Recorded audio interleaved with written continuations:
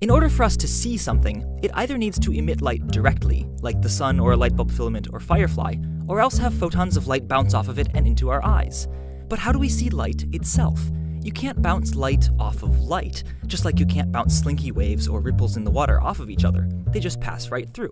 Plus, if you look at a photon of light in the normal everyday way, that means your eye or camera or photo detector will absorb it.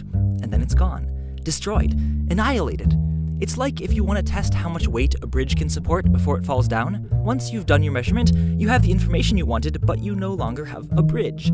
So in order to see light, we need to use non-destructive testing.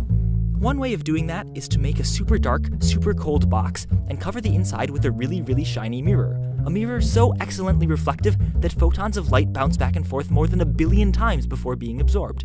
In that time, they'll travel a distance equivalent to 1 trip around the Earth. This box is also so cold and dark that only occasionally will there even be 1 photon inside.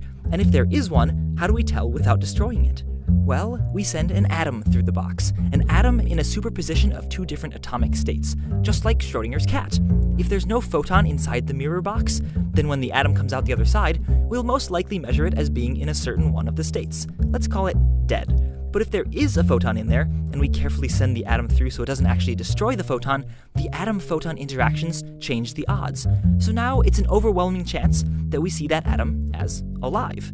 After sending through a few atoms, if they're mainly in the alive state, then we know there's a photon in the box. And if they're dead, no photon. It's kind of like sending a pinwheel through a dark chamber, and if it comes out the other side spinning, you know the wind is blowing.